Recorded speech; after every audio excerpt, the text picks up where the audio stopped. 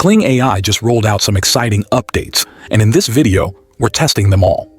From the enhanced Kolors 1.5 model, which boasts better prompt adherence and more realistic visuals, to the ability to create your own fashion models.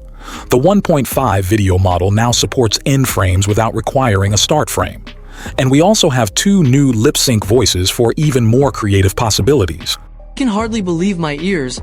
I not only passed the driver's test, but I did it with a perfect score. I can hardly believe my ears. I not only passed.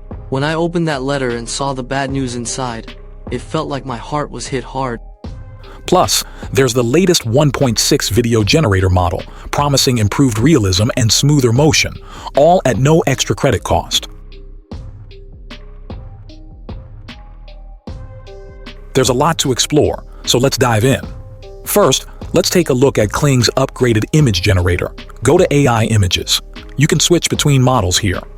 Here are a couple of older images I generated with Kolors 1.0. The results were decent, but the colors appeared oversaturated and the skin looked unnaturally smooth.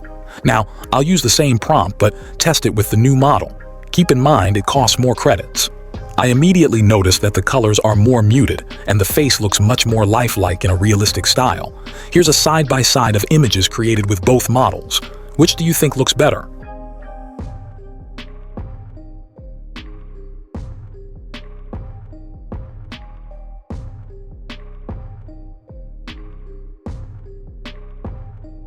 Next, let's explore Kling's new AI model feature. It's located under the Virtual Try-On section. You can create male or female models, select age, and skin tone.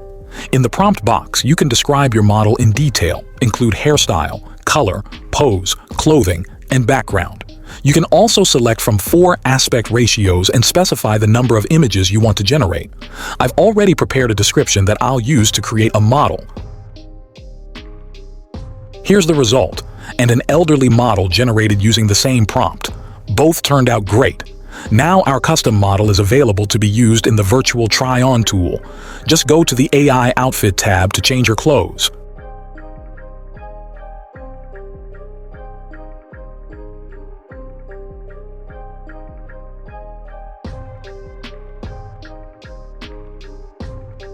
Now for the most exciting part, let's try the new 1.6 video model.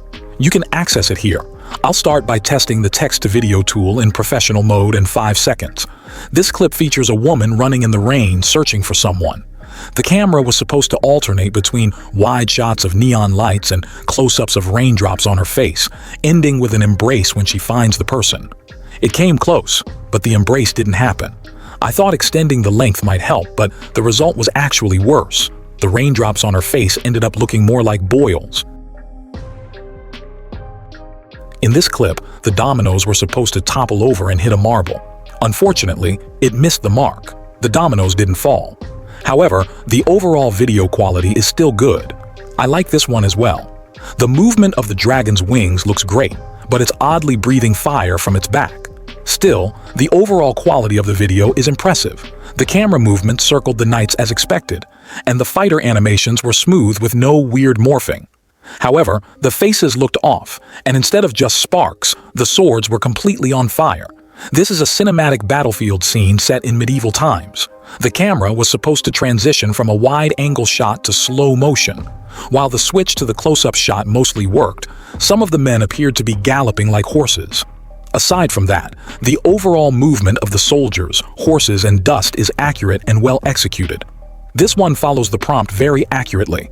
The camera tilts up as instructed, showing the building slowly crumbling with dust flying everywhere. It even includes people running for cover at the start, adding to the realism. I used a prompt for a meteor striking Earth. The scenery is stunning, and the explosion looks great, but there's no actual meteor in the shot. This clip features a woman who's supposed to be eating ice cream. The quality and movement are good, and she matches the prompt description perfectly, but she never actually eats the ice cream. This one is really impressive. The wheel spinning looks smooth, the physics are spot on, and the way the snow kicks up feels incredibly realistic. The colors in this one, especially the northern lights, are visually stunning.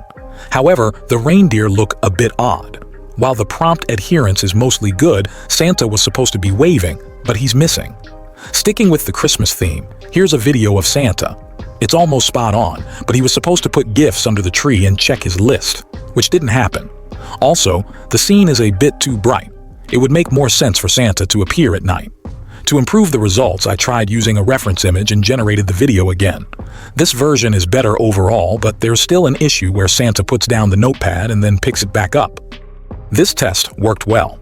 The camera zoomed into the snow globe, showing people skating and a steam train circling a glowing tree, just as described. This video feels like a photo shoot straight out of Vogue. It's nearly perfect. The camera captures smooth, slow-motion shots, dramatic zoom-ins on her sharp cheekbones, and wide-angle views of the desert. The only issue is some odd movement where her hand appears to pass through her dress. The man was supposed to stop, look over his shoulder at the camera, and then continue walking. While he did turn his head, he didn't actually look back, so the prompt might need some tweaking. That said, the overall movement and quality of the video are still good. I decided to revisit some videos that didn't turn out well in earlier models to see if the latest updates could produce better results. Take this example of a basketball player dunking. The 1.6 model shows little improvement as the player still doesn't complete the dunk. This example shows a significant improvement.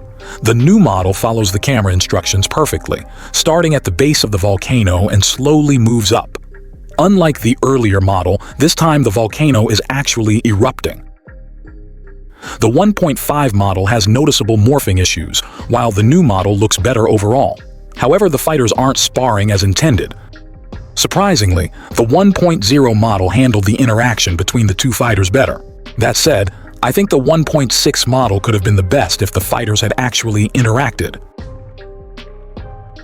The quality has definitely improved in the 1.6 model, but neither video delivers the epic battle as intended. Perhaps using a better starting image and prompt could produce better results. Here's the clip of a young boy dribbling a basketball. In my opinion, the 1.6 model's version is actually worse.